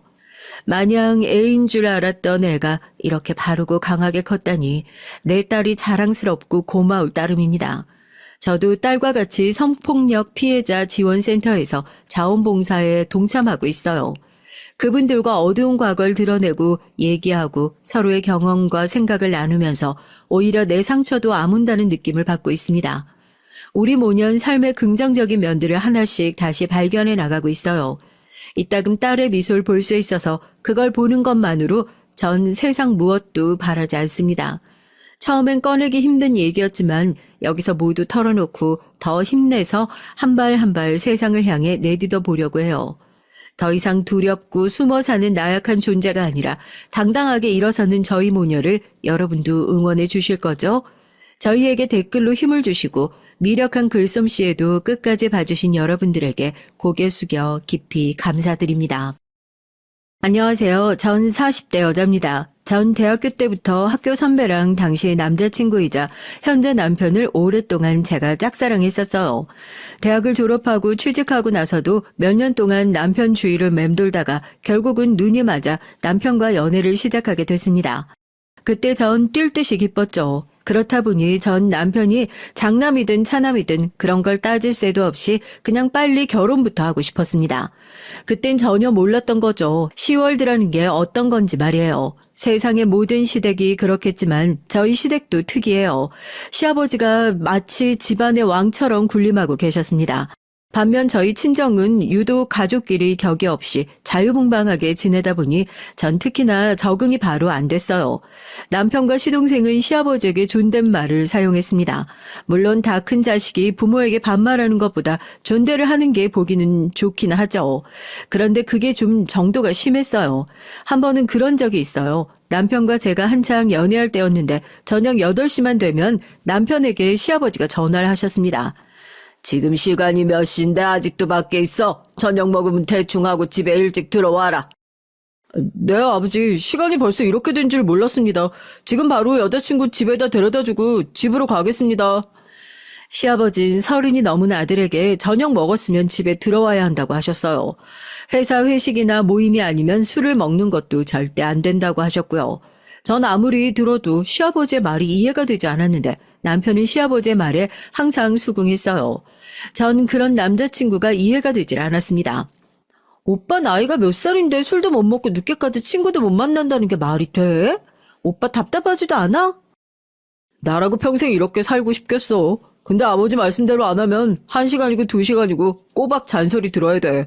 거기다가 우리가 말 안 들으면 애먼 엄마까지 그 싫은 소리를 다 들어야 한다니까. 그게 지긋지긋해서라도 그냥 아버지 말씀대로 하는 게 나아. 남편은 저에게 시시콜콜한 얘기까지 자세하게 하진 않았지만 어지간히 시아버지에게 질린 것 같더라고요. 시아버지의 말이 맞는다고 생각해서 시아버지의 말을 듣는 게 아니라 듣지 않으면 여러 가지로 피곤해지니까 귀찮아서 듣는 척을 했던 거죠. 어차피 결혼해서 독립하기 전까진 어떻게 해도 피할 수가 없으니까 그냥 아버지가 시키는 대로 하는 게 마음 편하답니다. 더군다나 본인이나 남동생이 아버지가 시키는 대로 안 하면 괜히 어머니에게 불똥 튀어서 어머니가 더 한 소리를 듣기 때문에 안쓰러워서라도 아버지 말을 듣는다고 하더라고요. 사실 남편네 집안 분위기가 우리 집과는 너무 다르다 보니 들어도 어떤 상황인지 잘 모르겠더라고요. 막연하게 제가 생각하기론 아버지가 고지식하고 아내에게까지 소리를 지르며 당신 마음대로 휘두르려고 하면 자식들이 나서서 아버지가 변할 수 있게 노력해야 하는 거 아닌가 싶기도 했지만 남편에겐 그런 의지조차 없어 보였어요.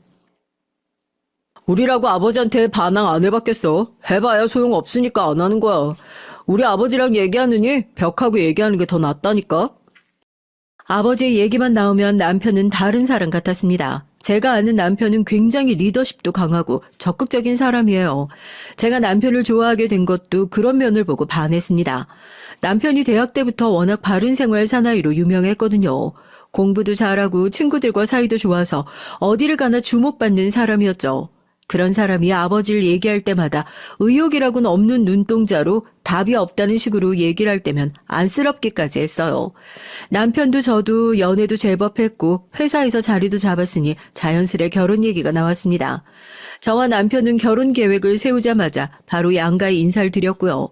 저희 친정에선 남편을 너무나 예뻐했어요. 제가 대학 때부터 남편을 짝사랑했다는 사실을 부모님과 언니가 다 알고 있기도 했고, 그 이후 연애를 시작할 때부터 제가 남편을 자주 집에 데리고 왔기 때문에 우리 집에선 제가 결혼을 한다면 당연히 남편과 할 거라 진작부터 예상하고 있었거든요. 그러다 보니 저희 부모님은 적극적으로 저와 남편의 결혼을 응원해 주셨습니다. 그런데 생각지도 못한 일이 벌어졌어요. 제가 세상을 너무 만만하게 봤나 봐요. 전 당연히 남편네 집에서도 절 이해해 주실 거라고 기대했는데 아니더라고요. 결혼 허락을 받기 위해 처음으로 남편네 집에 갔는데 전 남편네 집에 들어가자마자 낯선 분위기에 당황해서 그냥 나와버릴 뻔했어요. 그 정도로는 불편했습니다. 먼저 가장 이상했던 건 시어머니와 시아버지의 말투였어요. 모르는 사람이 봤으면 아마 시어머니를 이 집안의 안주인으로 생각하지 못했을 거예요. 이런 말 하면 안 되지만 제가 느끼기에 시어머니가 마치 이 집안에 고용된 하녀 같다는 느낌이 들었거든요. 식사하려고 모두가 식탁에 둘러 앉았는데도 시아버지께서 시어머니에게 계속해서 뭔가 요구하시는 바람에 시어머니는 한참이나 앉지를 못했습니다. 며느리가 될지도 모르는 손님이 왔는데 손님상이 이게 뭐야? 누가 보면 먹다 남은 음식 찌꺼기 내놓은 줄 알겠네. 그리고 음식을 좀 먹음직스럽게 담을 수 없어? 국도 고기는 다 어디 가고 건더기만 있어. 고기 좀 덮어와. 내가 정신이 없어서요. 국자로 한번 섞는다는 게 너무 위에서만 퍼왔나 봐요. 기다려요. 다시 퍼줄게요. 시아버진 뭐가 그렇게 기분이 나쁜지 인상까지 구기면서 언성을 높였어요. 반면 시어머니는 시아버지의 호통에 어쩔 줄 몰라 하시면서 음식을 다 다시 퍼다 놓으셨습니다. 저희 친정에서 절대 볼 수 없는 광경이었어요. 저희 친정엄만 아버지가 물만 한 잔 떠달라고 해도 너는 손이 없냐 발이 없냐 바로 소리를 지르시는데 시어머니는 저런 소리를 듣고도 웃으시며 존댓말까지 하시더라고요. 좋은 날 술 안 가져오고 뭐해? 소주 한 병 꺼내봐. 시아버진 귀가 안 좋으신지 말을 할 때마다 소리를 질렀습니다. 전 시아버지가 말씀하실 때마다 놀라고 민망해서 혼자 우왕좌왕했죠. 얼마나 당황했는지 말까지 버벅거리며 더듬었다니까요. 아버님 이 정도면 진수성찬인데요. 어머님 음식 솜씨가 너무 좋으세요. 전 나름대로 분위기를 바꿔보려고 노력했습니다. 시어머님께서 민망하실 것 같아서요. 그런데 더 기가 막혔던 건 시어머니의 반응이었습니다. 이 정도는 익숙하신지 전혀 신경 쓰지 않으시면서 곧장 냉장고에서 소주를 꺼내다 주셨죠. 저 사람 말투가 원래 이래요. 겁먹을 거 없어. 우린 익숙하니까. 시어머니 말씀대로 평소에도 이런 분위기인지 시어머니뿐만이 아니라 남편도 시동생도 이런 일 정도는 익숙하다는 듯 반응이 없더군요. 시아버지께서 공인중개사 일을 오래 하셨어요. 원래 젊어선 은행을 다니시다가 40대 때 회사의 권유로 조기 퇴직을 하시고 그때부터 공인중개사 시험 준비를 해서 2번 만에 합격했습니다. 그 이후 지금까지 부동산을 하고 계세요. 지금이야 부동산 시장이 좋지 않지만 15년, 20년 전만 해도 부동산 경기가 좋을 따라 시아버지는 그때 돈을 꽤 많이 버셨대요. 그때 번 돈으로 용인의 아파트 4채, 건물 2채나 사서 가지고 계십니다. 현재 부동산을 하는 건물도 시아버지 건물이고 저나 동서네가 사는 아파트도 다 시아버지께서 그 시절에 사두신 집이에요. 전 결혼할 때까지만 해도 저희 시아버지가 무뚝뚝하고 고지식하기는 해도 성실한 남편의 표본이라고 생각했어요. 젊어서부터 지금까지 평생 가족들 고생 안 시키고 열심히 뒷바라지 했으니까요. 그런데 막상 제가 결혼해서 살아보니 제가 잘못 생각해도 한참을 잘못 생각했더군요. 시아버진 고지식한 정도가 아니라 인성에 문제가 있는 것 같았어요. 시아버진 당신이 가장으로서 처자식을 편하게 살게 해줬다는 허세에 취해 가족들을 마음대로 휘두르려고 하셨습니다. 가족들 모두가 당신의 말을 들어야 했죠. 거역하면 무슨 반역이라도 저지른 것처럼 생 난리를 치셨어요. 저야 며느리다 보니 그런 시아버지의 모습을 직접 볼 일은 거의 없었죠. 한 번씩 남편이나 시어머니에게 지나가듯 들은 얘기가 전부였습니다. 시어머니에게 듣기로 시아버지는 50년 동안 매일같이 같은 패턴으로만 살아오신 분이래요. 새벽 6시면 일어나서 거실에서 혼자 맨손 체조하시고 집을 나와 동네 산책을 하신답니다. 그리고는 신문을 가지고 들어오셔서 신문을 보며 시어머니께서 차려놓으신 아침 식사를 하신대요. 여기까진 평범할 수 있어요. 그런데 진짜는 지금부터예요. 아침엔 꼭 밥과 국, 반찬 3가지가 준비되어 있어야 한답니다. 혹여나 전날 먹은 국이나 반찬이 다시 아침상에 올라오면 시어머니에게 호통을 치시고 식사를 안 하신대요. 다시 국이랑 반찬을 해 주실 때까지요. 내가 몸살이 나서 누워 있어도 방에 들어와서 아침 차리라고 발로 찬다니까. 아휴, 내가 포살이지 포살이야. 저는 제 귀로 듣고도 믿기지 않았습니다. 세상에 아내가 어제 줬던 반찬이랑 국 좀 줬다고 해서 그게 화까지 내고 다시 차리라고 할 일인가 싶어서요. 제가 결혼한 지 얼마 안 됐을 때부터 시어머니는 절 만날 때마다 시아버지 험담을 했어요. 시어머니는 시아버지 앞에선 티를 내지 않으셨지만 저와 얘기할 때 보면 스트레스가 이만저만이 아니신 것 같았습니다. 그때까진 저도 시어머니의 말씀이 크게 와닿진 않았죠. 물론 시아버지의 잔소리나 호통이 선을 넘을 때가 있긴 했지만 남자가 게으르고 운동도 안 해서 배만 불뚝 나오는 것보단 시아버지처럼 자기 관리 잘하는 게 더 좋지 않나 싶었거든요.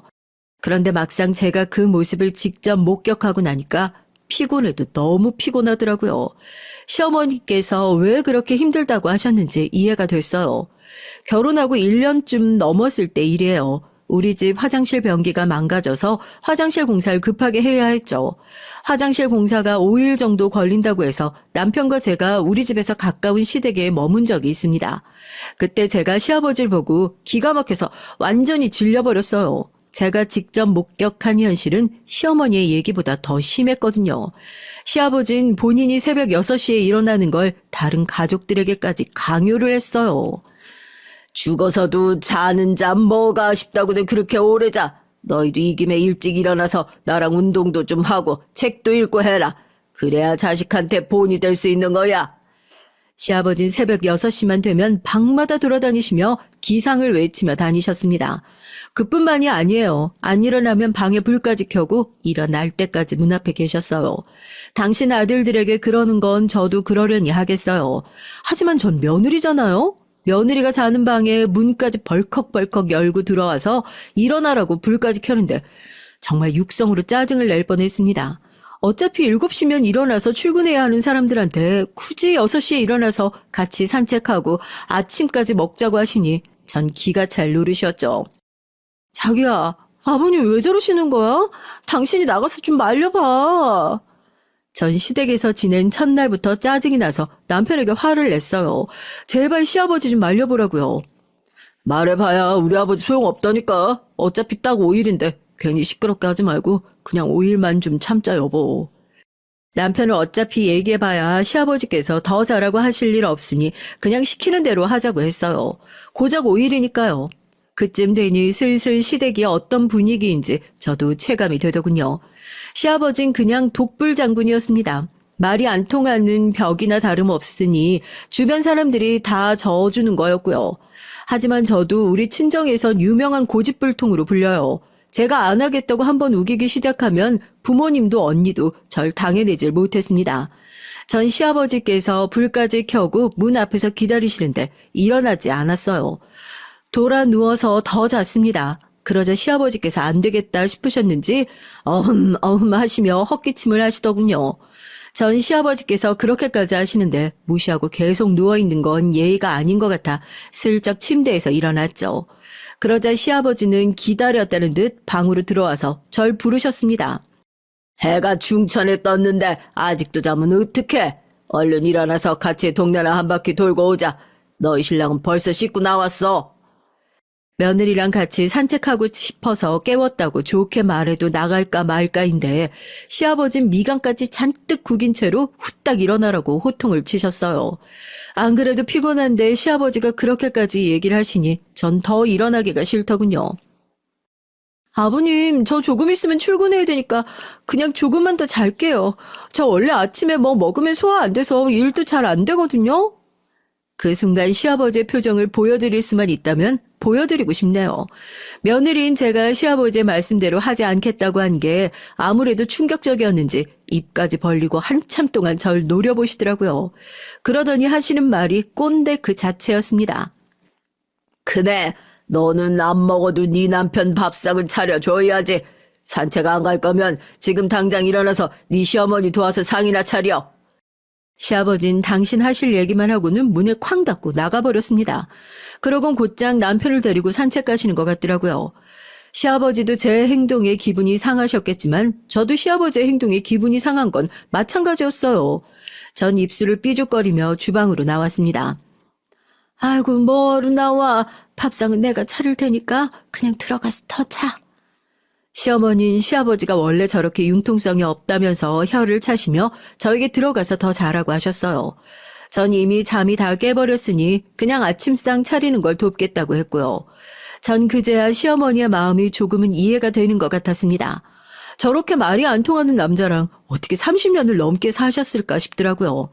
더군다나 더 어이가 없는 건 시아버지께서 산책에서 돌아오신 뒤였어요. 시아버지는 식사하는 내내 말도 안 되는 궤변을 하셨습니다. 그네 너 명심하렴. 남자는 자고로 아침 먹고 나가야 하루 종일 일터에서 힘을 쓰는 거다. 뭐 아무리 네가 나가서 돈 좀 번다고 해도 집안의 가장은 자고는 남자야. 여자가 집안의 가장을 대접해줘야 집안이 바로 서는 거야. 전 시아버지를 보고 있으면 80년대 아침 드라마를 보는 것 같아요. 그 정도로 시대착오적인 말씀을 하셨습니다. 아버님 생각은 그러시구나.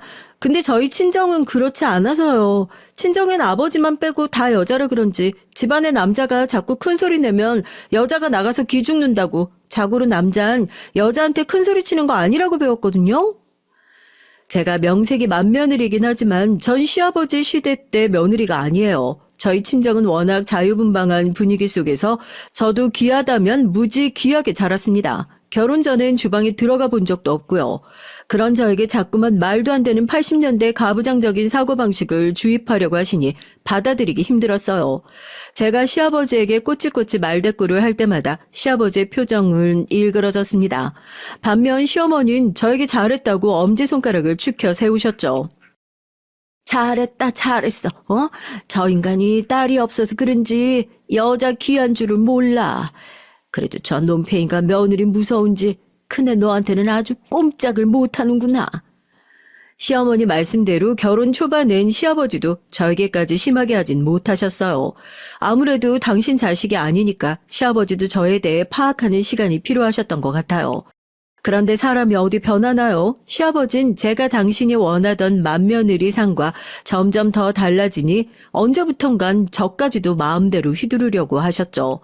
한 번은 그런 적이 있었습니다. 제가 첫째 아이를 늦게 임신했어요. 남편이 너무 좋아서 결혼이야 급하게 하긴 했지만 제 인생의 아이는 한 번도 생각해 본 적이 없었거든요. 결혼하고도 2년 넘게 아이 계획이 없었습니다. 남편도 특별히 저에게 얘기하지 않았고요. 그런데 시아버진 달랐어요. 만날 때마다 소식이 없냐고 닥달을 하셨죠. 그럴 때마다 남편은 애써 좋게 임신을 계획하고 있다고 둘러댔지만 전 솔직하게 얘기하고 싶었습니다. 매번 만날 때마다 시아버지께서 저에게 물으시는 것도 스트레스인데다가 혹여나 제가 아이를 못 낳는 건 아닌지 은근슬쩍 떠보시는 것도 너무 싫었어요.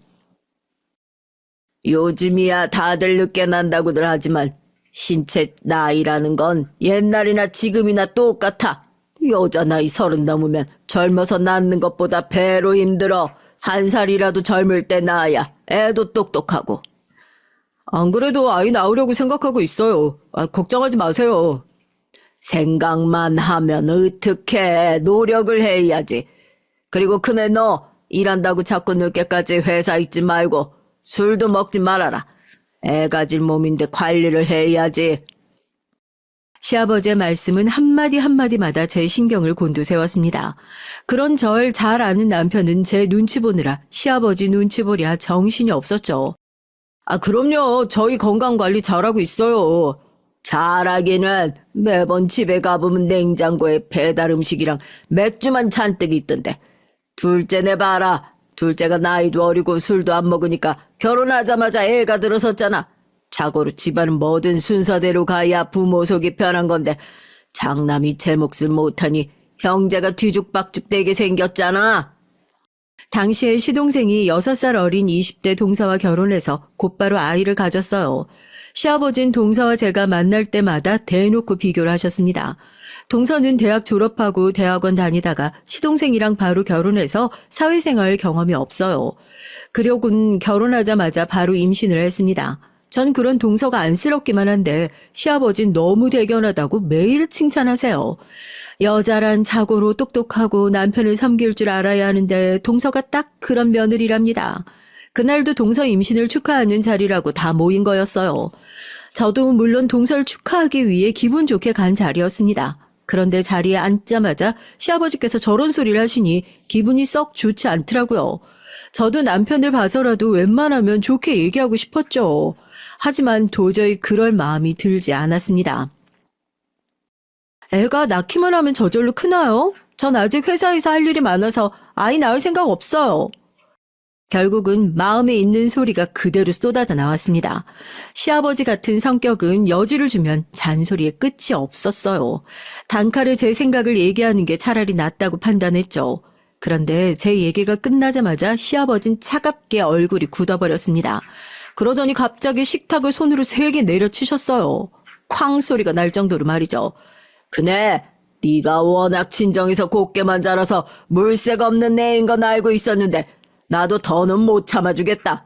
너는 뭐든 다 네 멋대로 하려고 했으면 내 아들하고 결혼하지 말았어야지. 왜 멀쩡한 남의 아들을 데려다가 결혼해놓고 우리 집안 대를 끊어놓으려고 해? 생각이 있는 거야 없는 거야? 그때 시아버지의 눈빛은 잊을 수가 없어요. 잔뜩 눈살을 찌푸린 채 절 쏘아보시는데 온몸에 소름이 돋을 정도로 징그러웠어요. 본인 혼자 화가 나선 주체하지 못하고 점점 더 언성을 세게 질렀죠.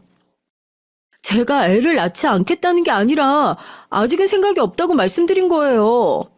쾅 소리가 날 정도로 식탁까지 치면서 말씀하시니 저도 적잖이 놀라긴 했어요. 함께 있던 가족들도 당황해서 아무도 말을 못했죠. 남편은 연신 옆에서 제 옆구리를 찔렀지만 전 아랑곳하지 않았습니다. 네 남편 하는 소리 못 들었어? 네 남편이 계획하고 있다잖아. 그럼 그냥 가만히 고개를 끄덕이고 있으면 될걸. 여자가 꼬박꼬박 남편 하는 말에 끼어들어서 어디 감히 시아버지 말에 훈수를 달어. 한 번만 더 내 앞에서 그런 식으로 떠들면 네 친정에 연락해서 딸 교육 제대로 다시 시켜서 보내라고 할 테니까 그런 줄 알아. 시아버진 당신 하실 얘기만 버럭 질러버리곤 그대로 자리를 박차고 일어나 나가버렸습니다. 순식간에 분위기가 엉망이 되고 말았죠. 시어머니는 낮은 한숨을 내쉬었고 동서와 시동생도 가슴을 쓸어내렸습니다. 그제야 제가 너무했나 싶었어요. 그러자 남편이 참다 제게 한마디 하더군요. 당신은 기분 좋게 가족들끼리 다 만난 자리에서 꼭 그렇게 하고 싶은 말 다 해야 직성이 풀려? 여기 있는 사람들도 다들 자기 생각 말할 줄 알아. 그런데 아버지가 워낙 남의 말을 안 들으니까 다들 참고 있는 거라고. 됐어. 이게 다 너희 아버지 잘못인데 왜 괜히 큰애한테 그래. 오랜만에 만났는데 괜한 소리 듣게 해서 미안하다. 너희 아버진 내가 달랠 테니까 다들 그만 가서 쉬어. 전 그제야 정신이 멀쩡하게 돌아왔어요. 저도 이렇게 감정적인 사람은 아닌데 시아버지와 대화만 하다 보면 감정이 격해지더라고요. 전 고개까지 숙이면서 시어머니께 죄송하다고 사과하고 동서와 시동생에게도 나 때문에 분위기 망쳤다고 사과했습니다. 다들 괜찮다고 이해한다고 했지만 전 마음이 좋지 않았어요. 그렇게 집에 돌아와 전 아무래도 마음이 쓰여서 시아버지께 연락을 드렸습니다. 낮엔 제가 실수했다고 죄송하다고 먼저 사과를 드렸어요. 상황이 어쨌든 시아버지께서 듣기 싫은 소리 좀 했다고 며느리가 바락바락 대드는 건 제가 잘못한 게 맞으니까요. 그런데 그 와중에도 시아버진 참 대단하셨습니다. 그래, 네가 나이만 먹었지 애가 참 경솔한 면이 있어. 아무리 위에 사람이라도 아래 사람한테 배울 게 있으면 배워야지. 둘째 보면 남편이랑 시부모님에게 어떻게 해야 하는지 좀 보고 배워. 시아버지의 말씀에 여전히 속에서 천불이 들끓었지만 전 애써 마음을 사귀고 네 알겠습니다 라고 공손하게 말하고 전화를 끊었어요. 그래야 그날 일이 마무리될 것 같아서요. 그날 이후 전 마음을 바꿨습니다. 그때까지만 해도 제가 뭘 몰라서 내가 노력하면 시아버지의 사고방식을 바꿀 수 있을 줄 알았는데 아니라는 걸 정확하게 깨달았죠. 그 이후에도 몇 년째 시아버지를 상대하다 보니 최대한 부딪히지 않는 게 저희 정신적 건강에도 좋겠다 싶어서 최대한 거리를 두고 있었어요. 사실 그럴 수밖에 없었던 게 얼마 뒤 저도 첫애를 낳고 바로 연년생으로 둘째를 낳아 키우느라 정신이 없기도 했거든요. 시아버지도 참 대단한 게 자식이 없을 땐 빨리 낳으라고 사람을 들들 볶더니만 아이들을 낳고 나니까 애 키우는 거 가지고도 굉장히 간섭을 많이 하셨어요. 첫째가 딸이고 둘째가 아들이에요. 첫째가 딸이었을 때도 시아버진 말도 안 되는 소리를 하셨습니다. 첫째 낳고 바로 둘째 낳으면 성별이 똑같이 나오니까 딱 3년 정도 터울 두고 둘째 낳아. 그래야 둘째는 아들이야. 말 같지도 않은 소리를 하시는데도 전 더는 시아버지와 신랑이 하고 싶지 않아 그냥 알겠다고 했어요. 그러든지 말든지 전 저 알아서 할 거니까요. 그러던 중 둘째가 계획 없이 갑자기 생기게 됐죠. 저나 남편 둘 다 첫째 키우느라 정신이 없었기 때문에 둘째는 생각도 안 하고 있었는데 첫째 돌 지나자마자 둘째가 생겨서 저희도 둘 다 당황스러웠어요. 그런데 그 와중에 시아버진 또 말도 안 되는 소리를 하셨습니다. 내가 그렇게 터울 두고 낳아야 성별이 바뀐다고 말을 했는데 너희 눈에 어떻게 그렇게 바로 또 애를 가졌어? 아무튼 말을 안 들어. 아이고 둘째도 또 딸이 되게 생겼네. 시아버지의 눈엔 제가 아들 낳아주는 기계로 보이나 봅니다. 그렇지 않고서야 어떻게 임신한 며느리 앞에서 저런 말도 안 되는 소리를 하는지 모르겠어요. 아이고 딸이면 어때요? 또 딸이면 서로서로 옷도 물려있고 너무 예쁘지. 우리도 큰애랑 둘째랑 3살 터울인데 둘 다 아들이잖아요. 그런 말 다 미신이라 아유 소용도 없어요. 천사 같은 시어머니는 혹여나 제 기분이 상할까봐 제 손을 지그시 잡아주시면서 너무 잘했다고 축하해 주셨습니다. 와중에 시아버진 연신 아들 타령만 하셨지만요. 우리야 둘 다 아들인데 무슨 상관이야? 에휴 다른 집 며느리들은 그냥 아들만 잘났던데 우리 집은 아들 손주 보기가 왜 이렇게 하늘의 별따기야? 둘째 동서도 딸만 하나예요. 동선의 첫째도 벌써 4살이 넘었는데 애 키우는 게 너무 힘들어서 둘째는 못 낳겠다고 하는데도 시아버지는 아직도 둘째 얘기를 하십니다. 시아버지께서 항상 얘기하는 무당이 하나 있어요. 시아버지께서 아주 오래전부터 중요한 일이 있을 때마다 찾아가는 무당인데 그 무당 말이 동서가 둘째를 낳으면 무조건 아들이라면서 꼭 낳아야만 한다고요. 그런 와중에 저도 딸을 낳고 곧바로 둘째를 임신했으니 시아버진 더 아들에 집착했습니다. 제가 결혼할 때도 남편과 같이 그 용하다는 무당집에 가서 사주랑 궁합을 보고 오라고 했고요.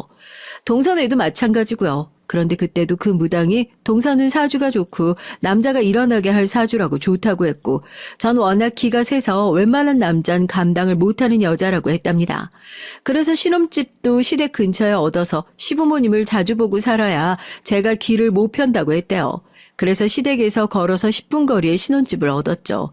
그땐 그냥 어른들이 흔히 하는 미신 얘기라고 생각하고 저도 남편도 별로 신경 쓰지 않았거든요. 그런데 이번엔 달랐습니다. 손주 문제에 있어서 시아버지께서 너무 진지하게 그 무당 말만 고지고대로 믿으셨어요. 꽃선녀가 무조건 3살 터울로 낳아야 한다고 했다니까. 아이고 그전엔 아들 구경 못한다고 했어.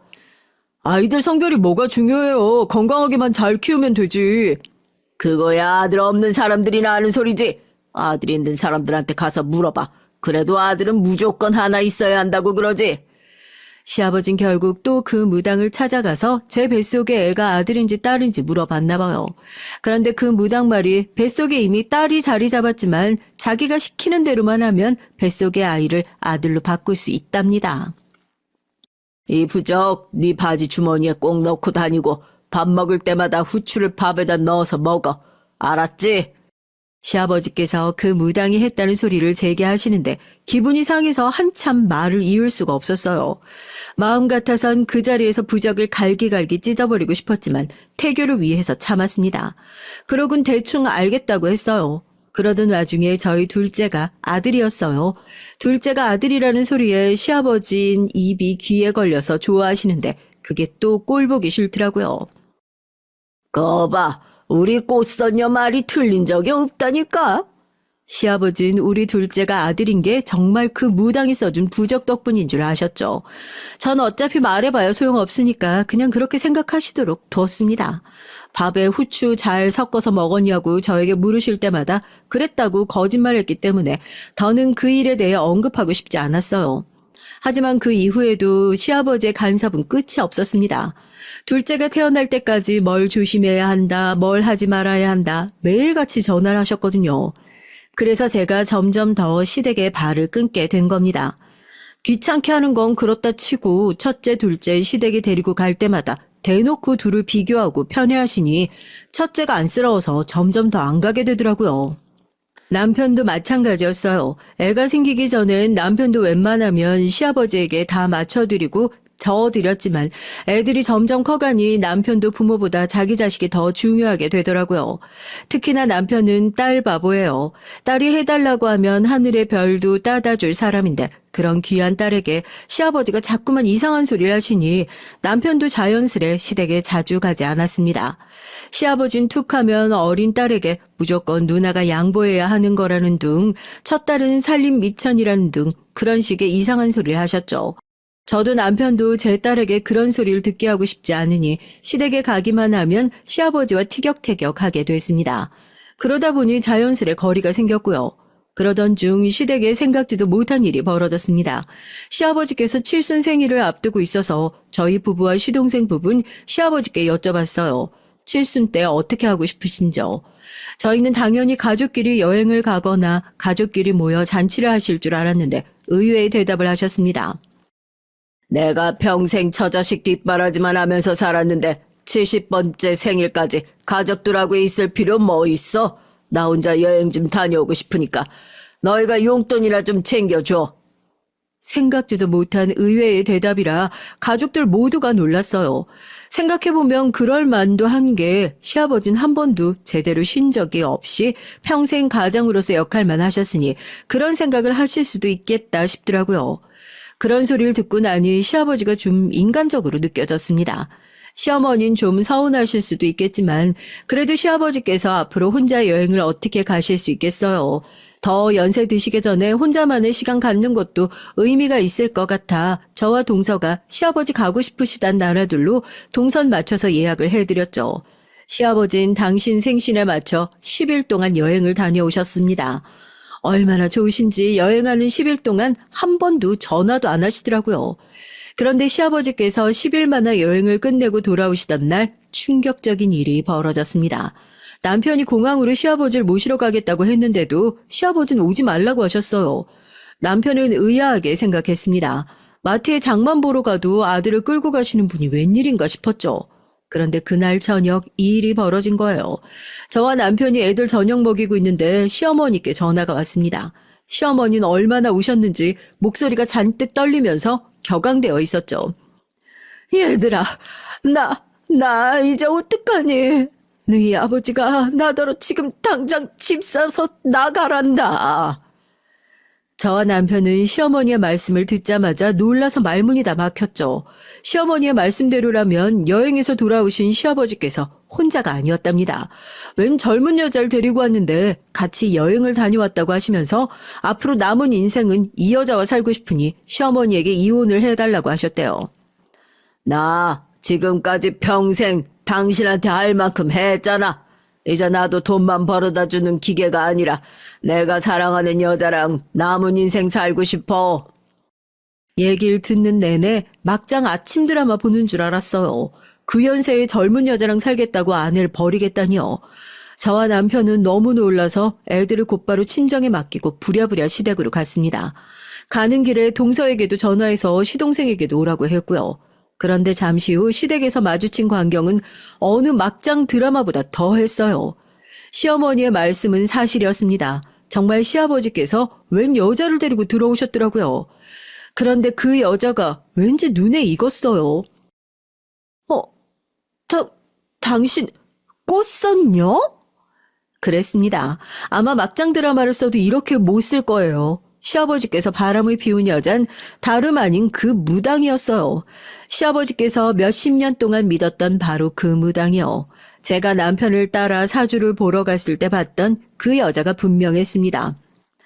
나랑 우리 선녀님은 지난 10년 동안 마음으로 서로를 얼마나 그리워했는지 몰라.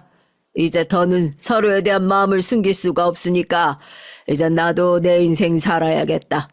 난 너희 엄마랑 헤어질 거다. 그런 줄 알아. 대사만 들으면 아주 절절한 사랑이라도 하시는 줄 알겠더라고요. 알고 보니 시아버지께서 꽃선녀인지 뭔지 아는 그 여자랑 그렇고 그런 사이가 된 건 몇 개월 안 된답니다. 그 전까진 고객과 무당 사이였대요. 그런데 최근 꽃선녀가 선녀님의 부름을 받았는데 우리 시아버지와 운명이라고 했대요. 시아버지 70번째 생일날 두 사람이 사랑을 맺어야 평생 헤어지지 않고 살 수 있다고 했답니다. 시아버진 가족들에게 혼자 여행을 간다고 해놓고 그 무당이랑 여행을 다녀온 거였어요. 그 얘기를 듣는 내내 전 너무 더러워서 입을 다물질 못했습니다. 그리고 도대체 이 상황을 어떻게 받아들여야 할지 몰랐어요. 그때였어요. 시어머니께서 갑자기 자리에서 벌떡 일어나셨습니다. 미친놈, 평생을 개소리만 하더니 죽을 때 돼서까지 개소리만 하고 앉았네. 내가 평생 네 옆에서 노예처럼 살았는데 이제 와서 뭐? 나더러 나가라고? 내가 미쳤냐? 나 죽어도 너랑 이혼 안 해줄 거니까 그런 줄 알아. 시어머니는 절대 시아버지와 이혼해주지 않을 거라고 선전포고를 하시곤 우리에게도 걱정하지 말고 돌아가라고 하셨어요. 난 절대 이 집에서 안 나간다. 나가고 싶으면 당신이 전현이랑 나가서 둘이 살아. 살림을 차리든 말든 난 상관없는데 이혼은 절대 안 돼.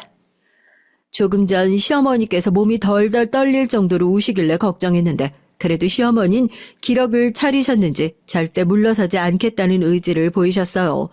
저와 남편 그리고 시동생은 그 정도로만으로도 다행이라고 생각했죠. 시아버지야 항상 말도 안 되는 짓을 하시는 분이니 이상할 것도 없었지만 이런 일로 시어머니께서 너무 힘들어하시면 그게 더 마음이 아플 것 같았거든요. 물론 시어머니 속이 말이 아니실 거예요. 평생 그 더러운 성격 다 맞춰가면 몇십 년을 참고 살았는데 말년에 남편이 바람까지 피우고 이혼까지 요구하니 심장이 녹아내린 것 같으실 것 같습니다. 전 시어머니의 인생이 너무 안타까워서 눈물이 왈칵 쏟아졌어요. 어머니 말씀 들으셨죠? 나가려면 아버지가 나가세요. 그리고 어머니한테 한 번만 더 이혼이니 뭐니 그런 소리 하시면 저희가 가만히 안 있을 겁니다. 저 여자 상간녀 소송해서 감옥에 넣어버릴 테니까 그런 줄 아세요.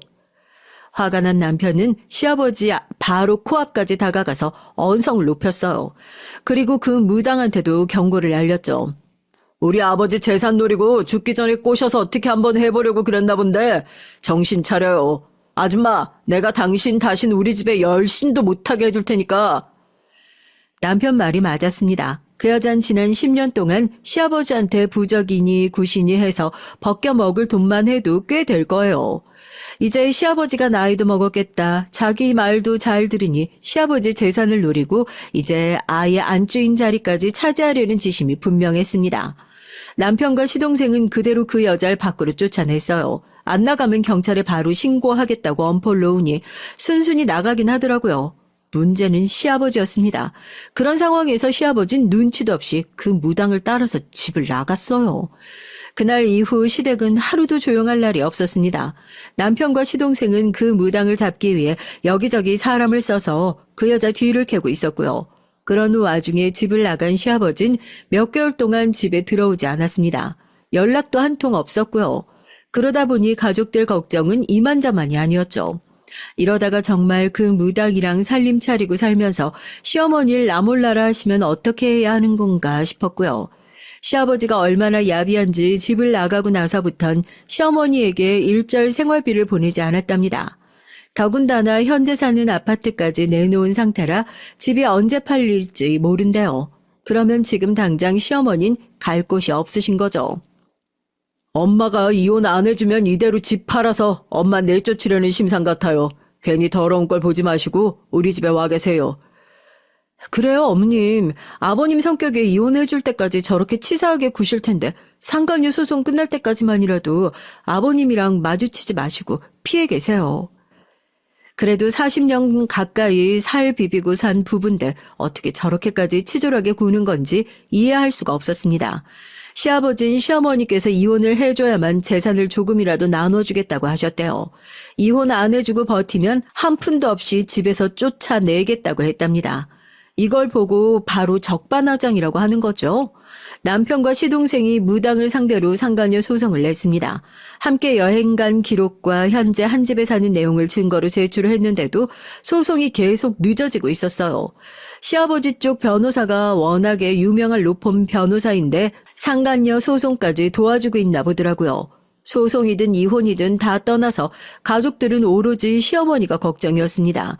시어머니 연세도 많으신데 안 그래도 마음이 좋지 않은 상황에서 시아버지에게 그런 취급까지 받고 계시니 안쓰러워서 지켜볼 수가 없었죠.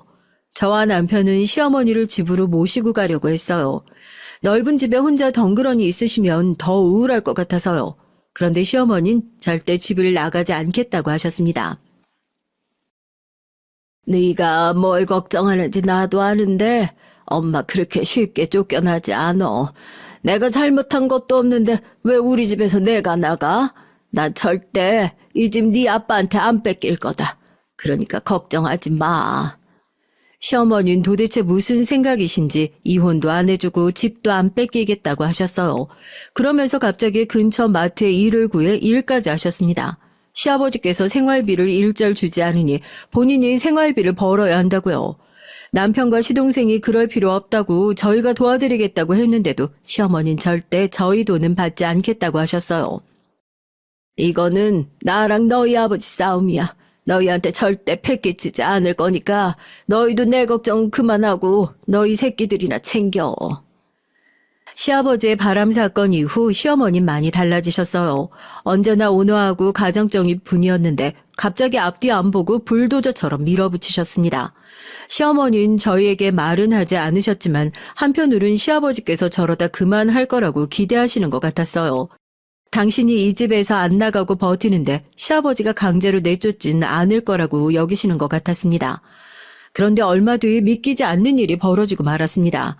시어머니께서 갑자기 돌아가시고 말았어요. 그날 아침부터 제 꿈자리가 좋지 않아 출근하면서 시어머니에게 계속 전화를 걸었죠. 안 그래도 최근 한 달 정도 시어머니가 컨디션이 별로 좋지 않아 보였거든요. 그런데 하필이면 또 전화를 계속 안 받으시더라고요. 마트에 일하러 10시 넘어서야 가시는데 왜 전화를 안 받으시나 걱정이 됐죠. 제가 퇴근할 때까지 연락이 되지 않길래 제가 퇴근하면서 시어머니에게 들렀습니다.